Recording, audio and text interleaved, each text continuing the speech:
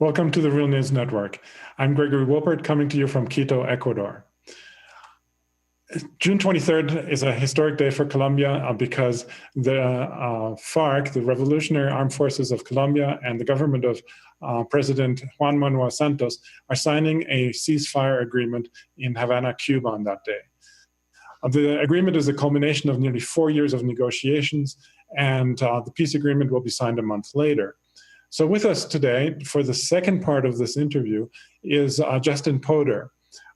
In the first part, we discussed the process itself, and in the second part, we will go into the details of the agreement. Justin is a regular writer on Colombia and associate professor at York University's Faculty of Environmental Studies. He joins us from Toronto, Canada. Thanks, Justin, for being on the program again. Thank you. So let's look at the details of the agreement a little bit. It was supposed to cover 5 major areas: the land reform, political participation, illegal drugs, victim restitution, and the ceasefire and implementation of the agreement. So let's begin with the last part, which we already talked about a little bit in the first segment, that is the ceasefire and the issue of laying down arms. One of the things is, of course, that the FARC is going to turn into a political party. So how do you think this is going to look? I mean, you said earlier that they're going to be going into special zones where they would be protected. But how would they become involved on a national level if they're involved if they're limited to these zones? How is this going to be put into practice? Well, I think the main answer to that question is gradually. So I think part of the first step is to try to ensure that the security of the safety and the security of these former combatants is guaranteed, to prevent a kind of repeat of the scenario of the Unión Patriótica, which we discussed in the earlier segment, in which thousands of these former guerrillas who had joined politics were then killed by right-wing forces linked to the state. So this plan for keeping them safe as they lay down their arms and reintegrate into civilian life is a prerequisite for them being able to participate in politics. The other important prerequisite, I think, is the idea of transitional justice. So, as people know, if they follow Colombia at all, one of the most unpopular things that FARC did was to kidnap civilians.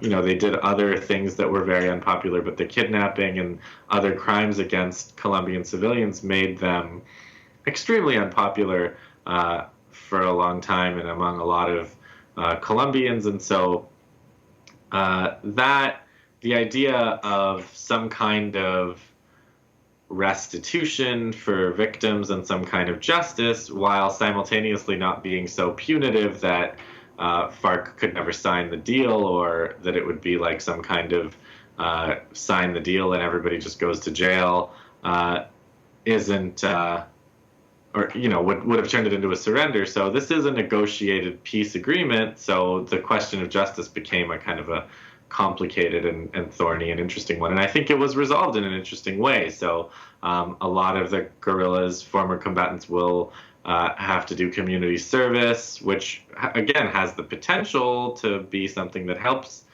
with integration into civilian life. There'll be,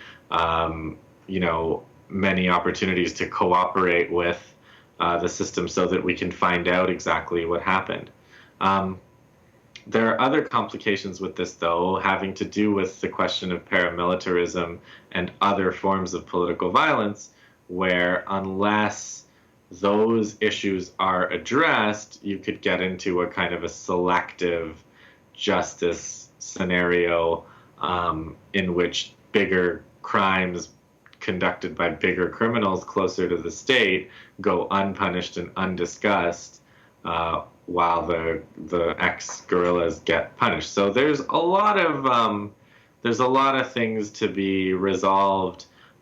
Implementing the accords is going to be a long and very, it's going to require the same amount of care and time as I think the negotiations did. So, but having said all that, I do think it's possible, and I think that this agreement shows that the parties to the conflict also think that it's possible. Well, let's look at another major issue, which you also Sure. addressed in this first segment, which is the importance of the land reform, because as people often said, the inequality in Colombia was one of the main driving forces behind the civil war. So what does the land reform say in this agreement? What does it look like, and to what extent will it, do you think, address the issue of inequality in Colombia?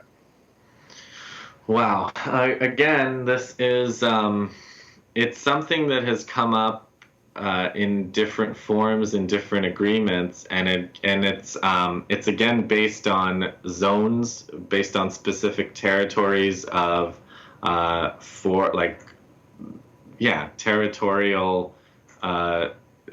territorially specific land reform zones. So again, there's a lot to be done in terms of mapping this onto the actual territory and what it's going to actually mean. And the details of this are actually part of what's contested and what has sunk previous accords is the right wing argues that you're going to give a bunch of people land for having taken up arms, and that is something that the right wing can't countenance.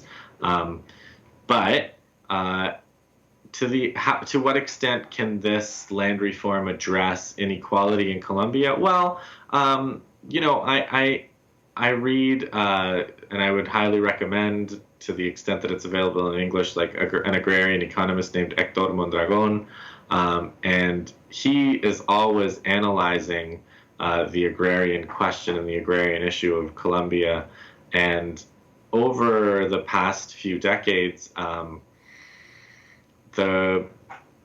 the agrarian economy in Colombia has suffered a lot of blows, and not least of which because of all the free trade agreements that have been signed, and the movements towards, so-called neoliberal, an economic model of neoliberalism, which involves concentration of land in few hands, the production of commodity, as opposed to subsistence agriculture, and the illicit production of especially coca, but also opium, poppy. So there's a whole bunch of massive agricultural problems that I believe the armed conflict has prevented from being addressed.